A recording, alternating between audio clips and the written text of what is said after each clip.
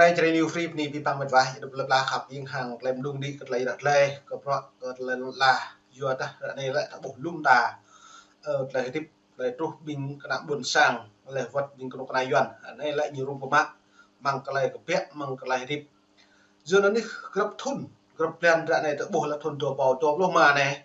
lưu cái đoạn cái nhung á bổ dự lại pian cái nạm nuôi nên là bổ dự nhưng bà đã bố còn lại được nạp cái nạm buồn sang lại là bổ nhổ lại nhưng bà lại lip lại rất là lại nó tàu khớ để nghịch tập năng nhân tàu cái nạm buồn sang nhiều phạt lên phạt rừng nhớ lại lưng lần lại sao mà tôi nhiều hấp nên được cao mà trong một miền vả yuan nó hẳn là rim từ bộ đáo đừng có bộ yuan nhiều như giờ liên tôn tôn giáo cơ lại ta đi gọi về cơ lại không có đáng con sản Nam ngã sốc chụp hiền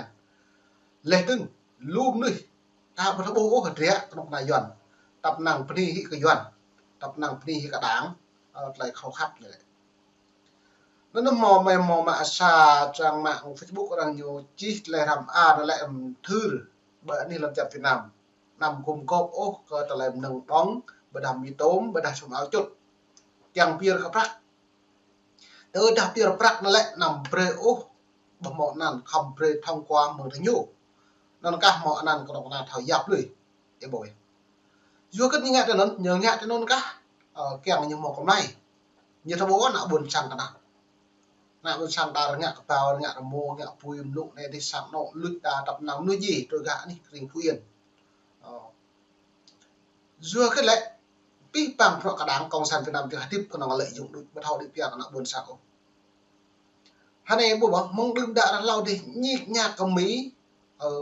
trong Mỹ trong pháp dập nuôi hill bình nhiêu đáng công sản Việt Nam mới bình chặt được nhau xong một lên trong nên pháp lia cái cha răng đồng còn lại bạp lên nó út kèm lại cái thì nhiều cái bộ xăm lại lại cái là đàn còn xăm nằm như là cái thì nhiều rằng cái nơi buôn sang cái nắp đi xăm như hậu bố lại rằng cái nơi buôn sang cái nắp nhiều lệ lây mạ bạc cha thì nhau không thông qua thì nhiều cả từ đào vào một thông qua thì nhiều lệ sốc để phiền nó nên rằng mình nắp mình đoán mời đoạn về hiện về dự đoán mình nắp lú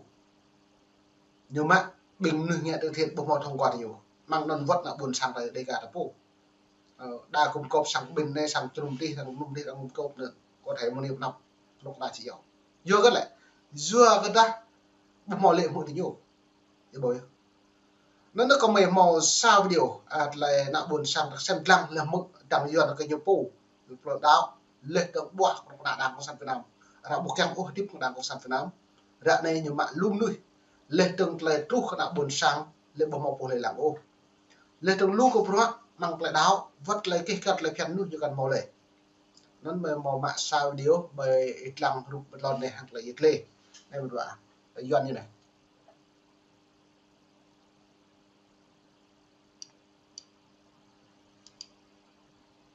Hoàng Long xin kính chào quý khán giả của chương trình nói media. Thưa quý khán giả, mục sư Tin Lành Nguyễn Mạnh Hùng sinh năm 1954 quê tại Hải Phòng.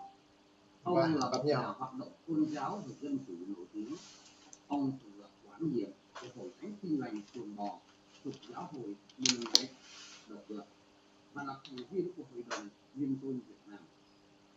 Ông là người chỉ trích mạnh mẽ tín đồ trên Facebook với các bài viết lên án tham nhũng, lợi ích nhóm và ủng hộ cho dân chủ Nam Nguyên.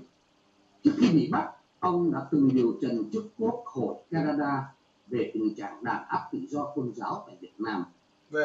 Mục sư Hùng bị bắt giữ vào tháng 1 năm 2025 tại Lâm Đồng và đã bị Tòa án Nhân dân tỉnh Lâm Đồng tuyên án 6 năm tù giam và 5 năm quản chế vào ngày 30 tháng 10 vừa qua với cáo buộc tuyên truyền chống nhà nước theo điều 117 Bộ luật hình sự. Sự việc này xảy ra ở tuổi 71 đã bị các tổ chức nhân quyền quốc tế như SSW và HLW lên án là hành vi đàn áp tự do ngôn luận và tôn giáo. Họ cũng kêu gọi Việt Nam phải trả tự do vô điều kiện cho đang doan như là làm thư được càng kia là con trai của ông mục sư Nguyễn Mạnh Hùng. Trước hết vì lý do kỹ thuật nên quý vị chỉ có thể nghe được giọng nói của anh Hiền Chúng tôi xin mời anh Hiền lên tiếng chào quý khán giả của Chân Trời Mới Media đang lắng nghe cuộc phỏng vấn livestream ngày hôm nay. Xin mời anh. Dạ, chào Hoài Long, chào khán giả, chào Chân Trời Mới. Vâng, thưa anh Hiền, nếu có thể anh chia sẻ cụ thể hơn về những bài viết của cha anh là mục sư Hùng trên Facebook mà gia đình tin rằng đó chính là những nguyên nhân khiến ông bị bắt. Những bài viết đó tập trung vào vấn đề gì và tại sao mục sư lại quyết định chỉ trích thực hiện chế độ như vậy ạ? Dạ, thưa Hoài Long, Mudahan medwa nya pura. khi mà Nona pipang ne medwa yang dai pla kon chưa biar gao hi yo ta nyo hep bodah do. Nona to lai bing yuan yo lai phong ko ma ka so le dong ma kru ma ge yo hang le dao. Le dong lu ko prak bo yo le pian. Non to lai tum klum yo không pak bia. Yo ta ka bia mong le ne yo na bon sang ko thau di bia. Bia mong le ne yo nu cha dik ngao bo kyang mut ma bot le pi bong dang ko sa Việt Nam này. Yo ga yo da bo mau lên ngay o chi.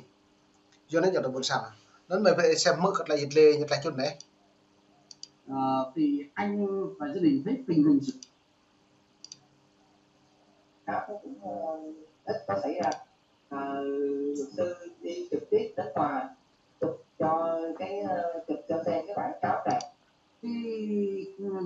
cái kết án này của phiên tòa phải không thưa anh? Dạ, vậy ông rất là thất vọng. Khi mà thẩm phán hỏi là ông có muốn kháng cáo hay không, là ông ngay lập tức nói là tôi sẽ kháng cáo. Thì luật sư Hà Hủy Sơn là không có được xem xét, không có viện kiểm sát đề nghị mức án 6 năm tù thì tòa cũng phạt 6 năm tù, chứ không có được giảm nhẹ chút nào hết. Vâng, về cái sự việc mà mục sư Hùng vừa mới bị kết án đã thu hút được rất nhiều sự chú ý của cộng đồng quốc tế. Anh có muốn gửi cái thông điệp nào hay lời kêu gọi cụ thể nào đến các tổ chức nhân quyền, các nhà ngoại giao hoặc những người ủng hộ cho tự do tôn giáo trên toàn thế giới để giúp đỡ cho trường hợp của cha mình hay không? Xin mời anh lên tiếng. Dạ,